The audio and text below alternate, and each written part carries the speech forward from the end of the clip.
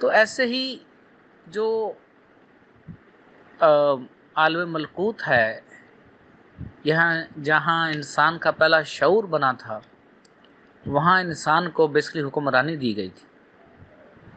اور یہ پیشوا لفظ کیوں ہے؟ یہ اس لیے ہے کہ یہ پیشوائی کرتے ہیں۔ ہمیشہ جو ٹیچر ہوتا ہے وہ آپ کو کہیں پیش کرتا ہے، اور یہ جتنے بھی روحانی بندے ہیں، ہماری سرکار صلی اللہ علیہ وسلم کو صرف سرکار تو نہیں کہتے، بڑی سرکار کہا جاتا ہے۔ کسی بھی لائن سے کوئی شخص آتا ہے، کوئی روحانیت سیکھتا ہے، تو اس نے آپ صلی اللہ علیہ وسلم کو بڑی سرکار ہی کہنا ہے، تو اس لیے ان کو پیشوا کہا جاتا ہے۔ اور جب اس میں آپ کو جگہ ملے گی یا ملتی ہے، تو ٹیچر کے بعد آپ کی جگہ ہوتی ہے۔ اسی ترتیب سے یہ لائن چلتی ہے، یہ لائن ٹوٹے گی نہیں کبھی بھی۔ تو آپ دیکھ رہے ہیں کہ بعد شاہ کو بھی اس ولی اللہ کی جھونپڑی میں آنا پڑا، ظاہری طور پر کٹیا میں آنا پڑا، تب کہیں جا کر وہ امرت ملا۔ ایسے تو یہ چیز نہیں مل جاتی، یہ چیز کچھ اور ہے۔ یہ تو وہ امرت ہے، علم لدنی وہ چیز ہے جو حضرت موسیٰ علیہ السلام بھی نہیں لے سکے۔ اب ہمیں کیا پرابلم آتا ہے؟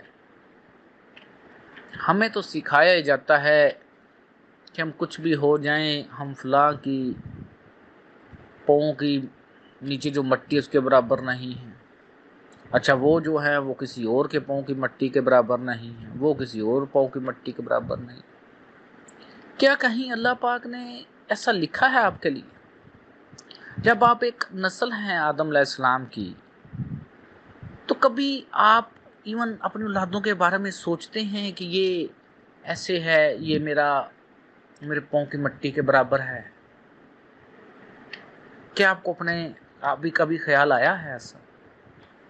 نہیں نا خیال آتا۔ ایسے ہی روحانی نظام میں بھی خیال نہیں آتا، اور روحانی نظام میں بھی ایسی کوئی بات نہیں ہے بندہ اس قابل ہو۔ اگر قابل نہ ہو تو پھر الگ بات ہے۔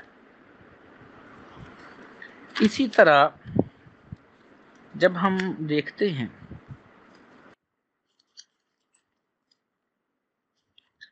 جو پیج میں نے آپ کو 3 بھیجا ہے،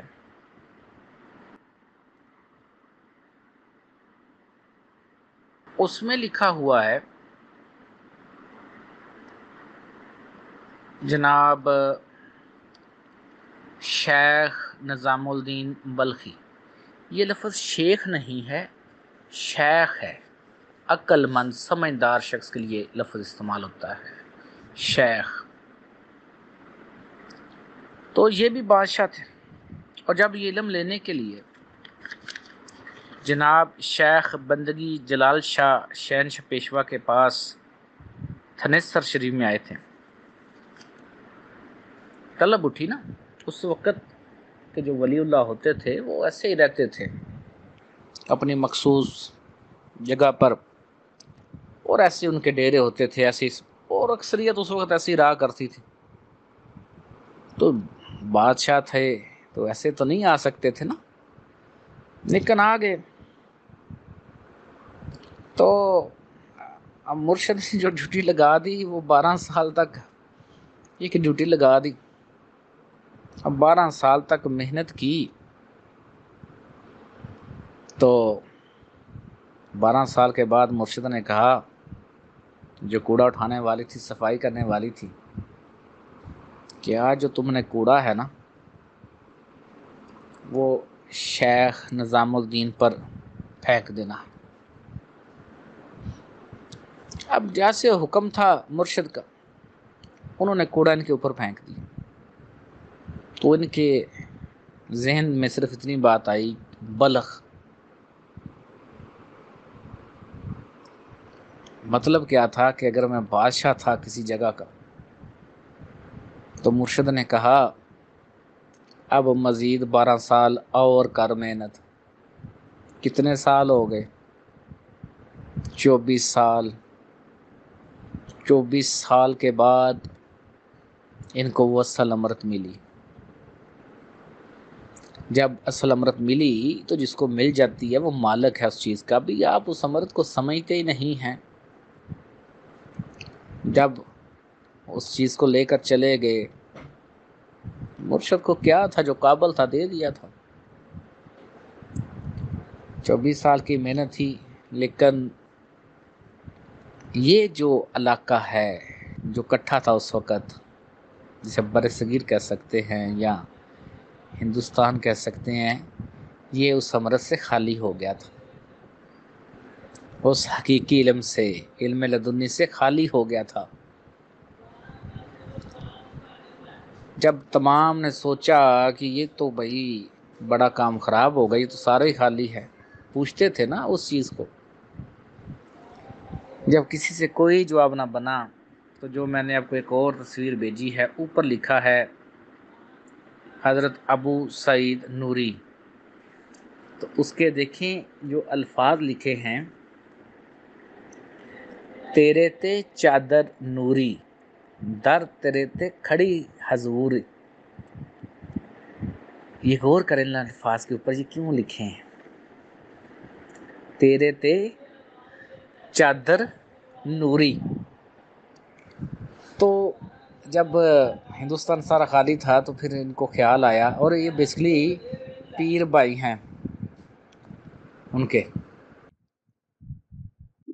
تو اب سب سے پوچھا، جب سب نے پیر بھائی بھی خالی سارے پڑے، اب گئے تو جناب ابو سعید نے کوشش کی اور چلے گئے۔ اب ایک طرف سے دونوں پیر بھائی ہیں اور دوسری طرف سے مرید بننا پڑ رہا ہے، شاگردی اختیار کرنی پڑ رہی ہے۔ اس نے کہا بھائی جتنی مشکل سے لے کر آیا ہوں اتنی مشکل سے دوں گا۔ تو پھر انہوں نے کہا جی ٹھیک ہے، اب آ گیا ہوں تو آ گیا ہوں۔ بڑی محنت کی،